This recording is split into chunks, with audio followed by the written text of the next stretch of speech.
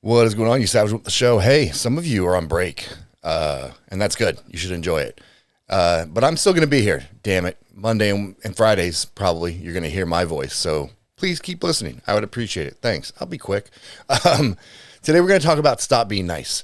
And just bear with me, okay? I promise you'll get something out of it if you just listen. Listen with a somewhat open mind, and it might flip your perspective on some shit. Also, do me a solid, head over to traviscrutcher.com. That's where you can check out speaking, coaching, et cetera, et cetera.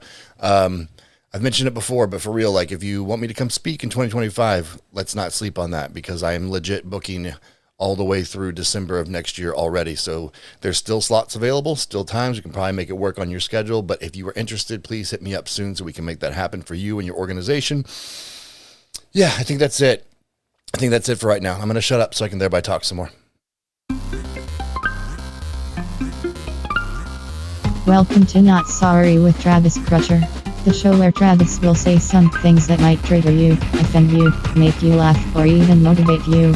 So, if you're not easily offended, stick around and enjoy. On the other hand, if you are easily offended, listen anyway. Then go tell everyone how triggered you were. Either way, you can be certain of one thing. Travis is not sorry. All right, here we go. It's like I can hear people upset about this episode already, and it's okay. It's all right. Let's just go through it together, okay? But like I said, I want to kind of flip your perspective on the concept of being nice a little bit. And there's like this obsession with it. It seems like in the world right now, and there's some good to it, right? So it's good to be nice. But here's the thing: I just want to make this very clear. If you're nice because you can't be anything else, then you're fucking weak. I'm sorry, it's true. And I know that sounds harsh, but here's the deal. Real kindness comes from a position of strength, okay? Not a lack of options.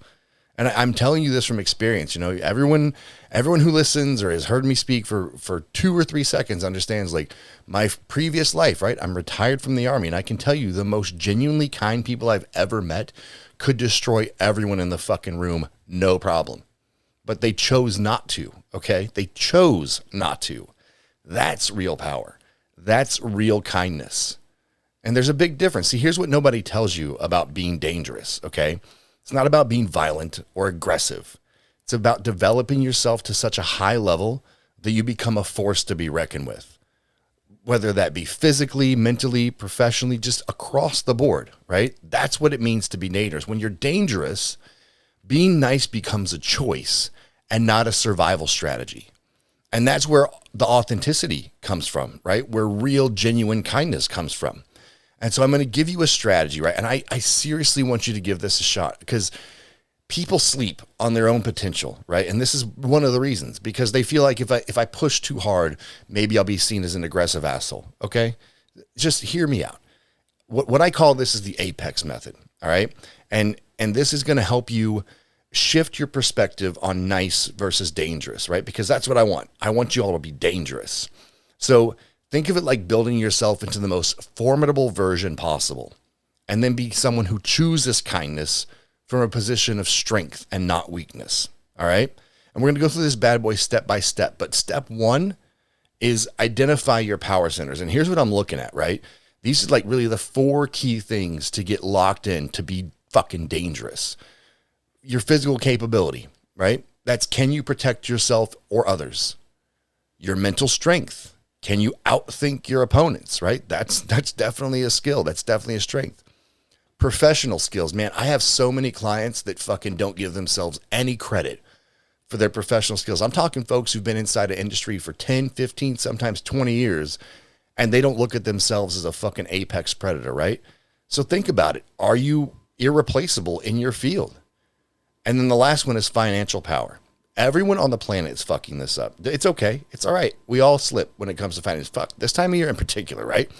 But can you walk away from any situation? That's what I'm talking about. Whether it be a shit relationship, a job, anything. Can you financially walk away from that? And then step 2 is the development phase, right? Pick one area that we just discussed each quarter and become fucking lethal at it. Not good, not great. I'm talking lethal, a Delta Ninja assassin, right? And then step 3 is your control mechanisms. This is super important, right? This is one area where if I talk about balance, I mean it. Work-life balance, non-existent, right? There's priorities. But this is one where you need to create some balance, right? So for every one of these skills we develop, we're going to build a corresponding control system. So for example, physical capability, right? We're going to master some de-escalation techniques, because just because we can beat the fucking brakes off somebody doesn't mean it's the right answer, right? I've been there. You know, my son and I we were traveling across the country one time, and this guy shot me. He was just being an ass, for real, being an ass. And I had just come home from my second deployment to Iraq. And so I was in like hyper dangerous mode, you know, like I was in that mode of like, just fucking hit them, just beat their ass, right? But this guy was mean. He was begging to get his ass beat. And I didn't do it. And my little boy's like, why didn't you do this? It's been years ago. I'm like, because I can, right? I didn't because I can. And what is that going to prove? So for your physical, master some de-escalation techniques. For the mental, I also need you to develop some emotional intelligence, right? Just because you can outthink them doesn't mean there's not shit that's going to hurt, or it doesn't mean that there's not times where you maybe don't need to say the thing just because you've got them outthought, right? So some emotional intelligence. Professional, better build some ethical boundaries. just because you can be a cutthroat business person doesn't mean it's the right answer. And then for your financial, this is super important.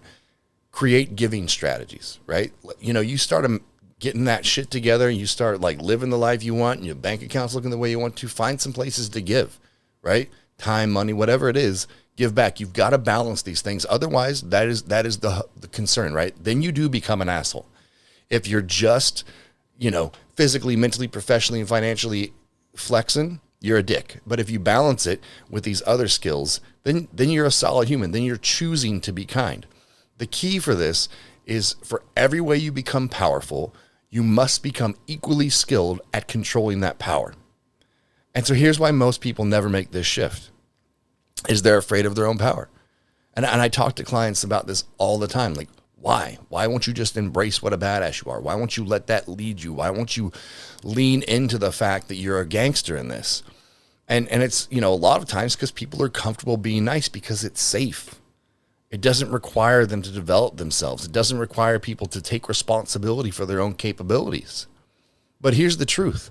Being dangerous and choosing kindness is infinitely more valuable than being nice because you're afraid to be anything else. So start viewing every skill you develop as a weapon in your arsenal. Your knowledge, that's power. Your fitness, power. Network, power. Your financial resources, fucking power. And then ask yourself, am I dangerous enough to truly be kind? Or am I nice just because I'm afraid to be anything else? And look, this isn't about becoming an asshole. I'm telling you, it's about becoming so capable, so powerful, so dangerous that when you choose kindness, it actually means something, because you're choosing it from a position of strength, not weakness. The world doesn't need more nice people. It needs more dangerous people with good hearts and strong principles. So that's it. That's what I want you to focus on, is start making yourself fucking dangerous. Start making yourself a force to be reckoned with. And then when you're nice to folks, it's going to be because you want to be, not because you have to be, not because you're afraid to be anything else. Cool? Awesome. Anyway, that's all I got for you today. Hope you dug it. Hope you took something away from it. And I will talk to you next time. Later.